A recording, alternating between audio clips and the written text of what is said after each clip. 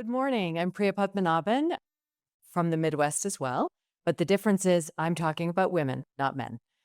And so in the title, it says abdominal, but let's be real. Most of us here are doing things robotically. Here's my funding. So I'm not going to go into detail and teach you about prolapse because everybody here knows it. Everybody knows what a cystocele is, what a rectocele is, what a POPQ is. We make our residents learn it.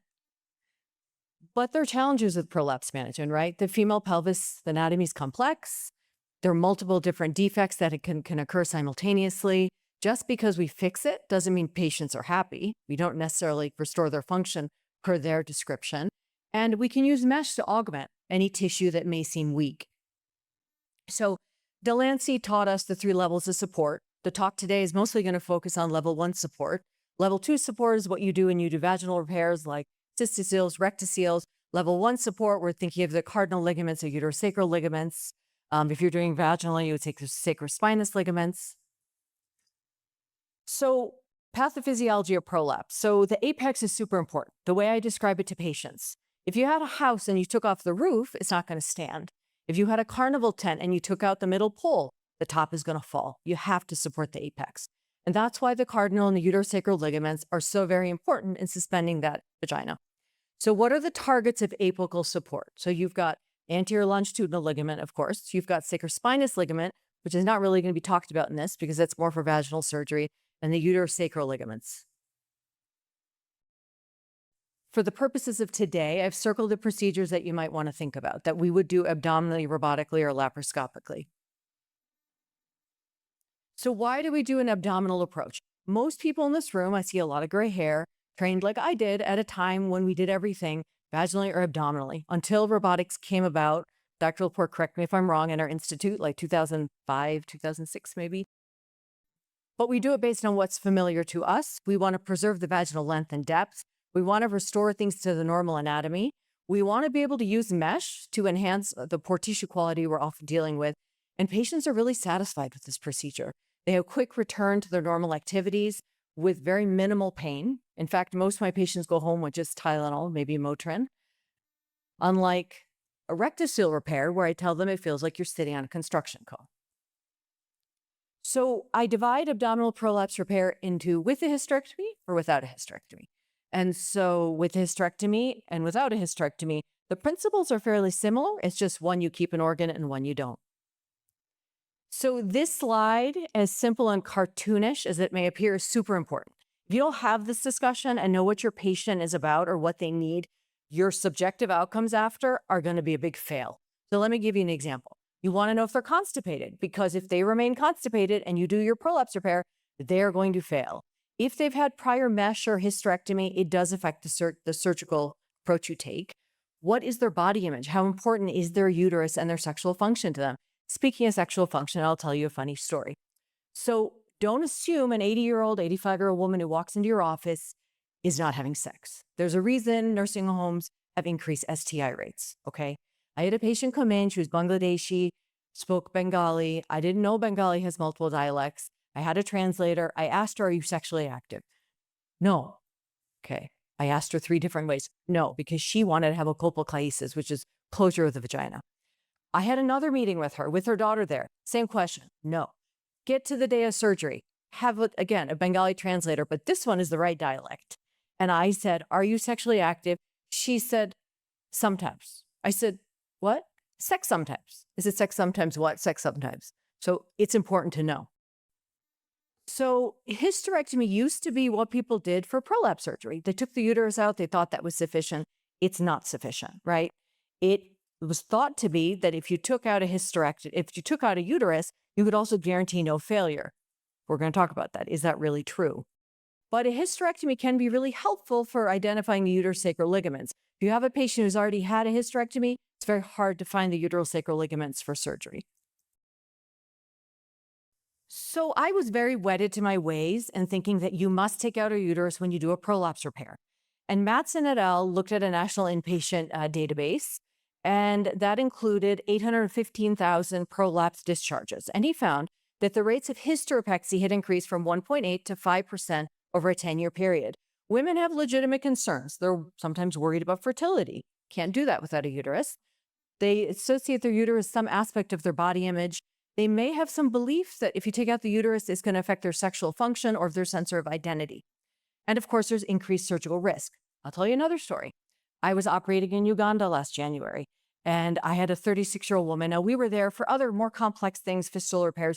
36-year-old woman was there with her uterus literally hanging out of her vagina. And she said, please fix me. So I was going to do what I always do. I was going to do a supracervical hysterectomy, do sacrocolpopexy, and I was going to teach the surgeons there how to do it open. There's no robots. We're right before surgery, and a Ugandan surgeon comes to me and said, Priya, I have real concerns. I said, why? He goes, I don't think this is the right surgery. I said, okay, well, what should we do? I had gotten a piece of mesh I found, I'd sterilized it, we were all set to go. He said, well, you don't understand. A 36-year-old Ugandan woman, you take her uterus, she says she's done with having kids, she's done. She goes, if her village or her husband finds out she doesn't have a uterus, she'll be thrown out. Okay, point taken. So then there's a study that a doctor decided, I'm going to look and see what my patients would choose if I give them the option to choose. So they gave the women a survey with different scenarios before the surgeon actually saw them and counseled them. And 36% of them wanted to keep their uterus, 20% would have a hysterectomy, 44% weren't quite sure. Uterine suspension, there's lots of different techniques that are described. There's not a lot of great data on it. It's especially chosen among young women. One of the more common ones is a sacrohysteropexy, where you tack the uterus to the sacral promontory. Something called a hysteropectopexy, which is kind of a mouthful, is basically where you suture or tack the uterus to the Cooper's ligament, sort of similar to the concept of an old birch. The nice thing about that is you stay away from the sacral promontory and all the scary vessels that are sitting there. Now, the abdominal sacrocolpopexy is our gold standard surgical repair. It has level 1 evidence. You look at the Cochrane Review, they looked at 56 randomized trials, which included over 500 women, and they found that it had more durability, lower recurrence rate at the apex than vaginal surgery, also had much less dyspareunia associated with it. You can do this robotically, laparoscopically open, which is how I originally learned it from Dr. Nidhi when I was a doctoral before. And we use type 1 mesh, the same type of mesh that you would use in a midurethral sling. It can be done with or without a hysterectomy, as I mentioned. Typically, you're going to do, with a full hysterectomy or supracervical hysterectomy is what I meant to say. And so that can be done with fallopian tube removal, with ovary removal, depending on the age of that patient. So uterine preservation. So we think about hysteropexy versus sacrocolpopexy.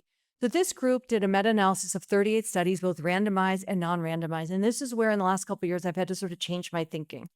They found no difference in reoperation rates, intra-op or post-op major or minor complications, objective or subjective success at short-term or early mid-term follow-up. So we don't really have long-term follow-up, but the data would say that it's not really all that different.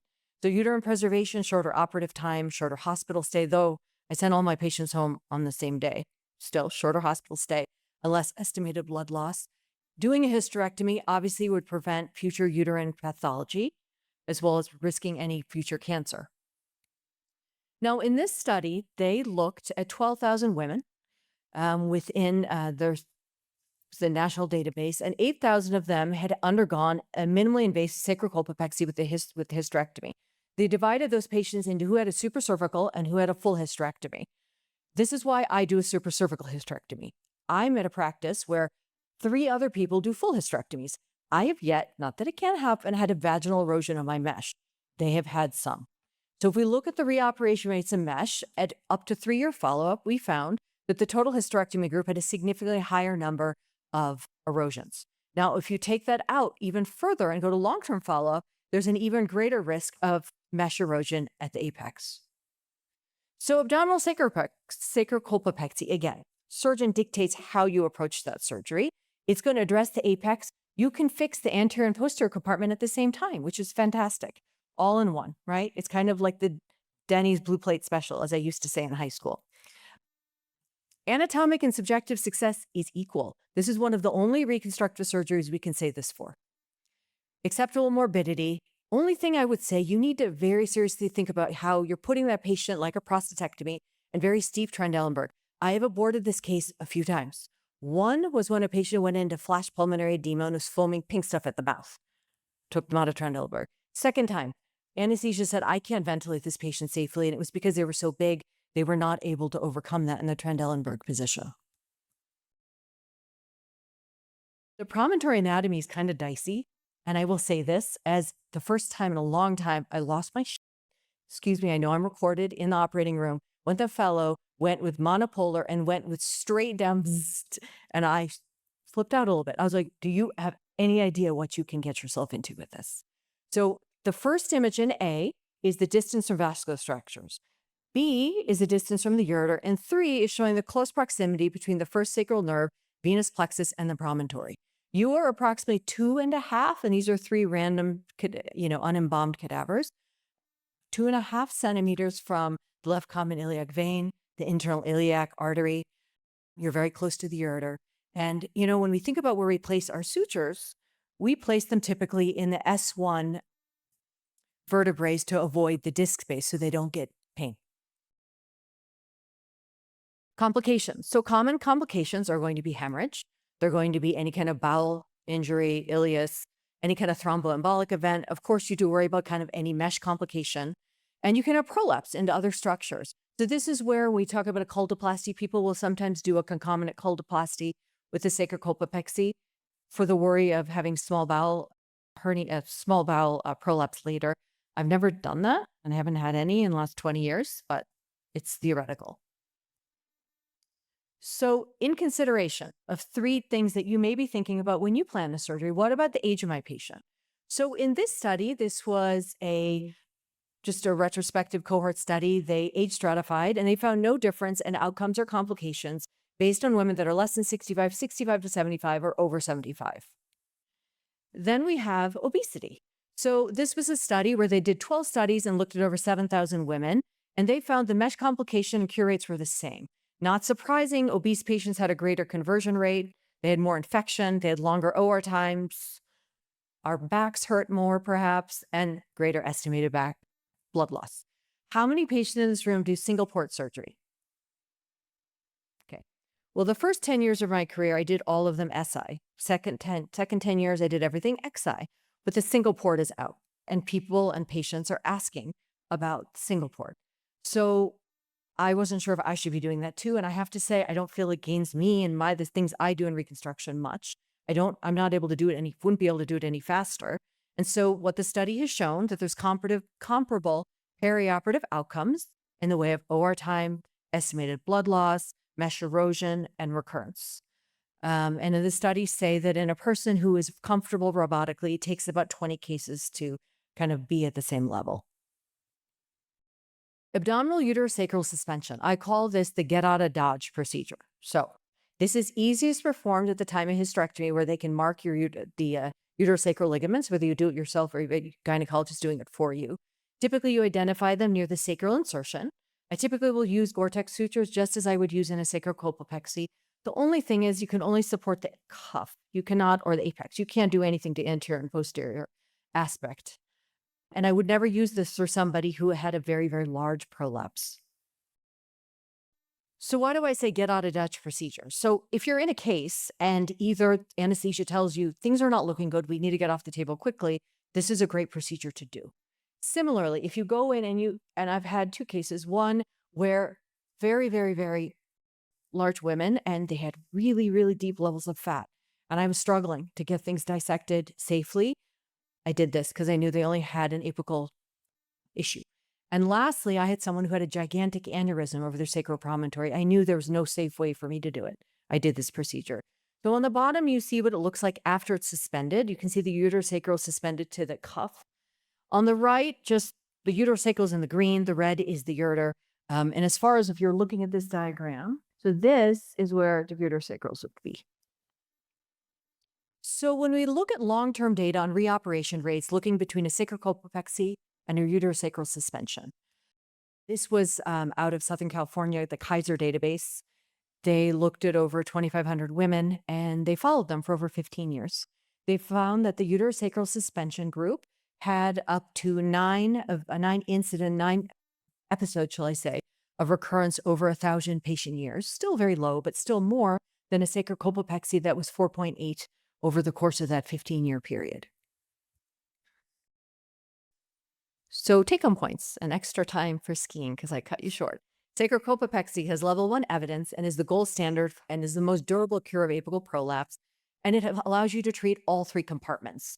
The one thing I will add here is the thing that I would say I have changed over the years. I used to take the entire Y mesh they gave us and carry it all the way down to the perineal body.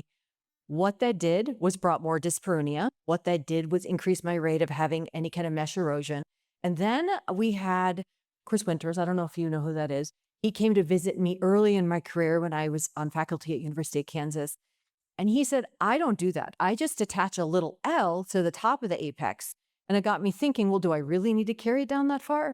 So now what I do is I just use as much mesh as I need to, which means just the apex or just apex and anterior.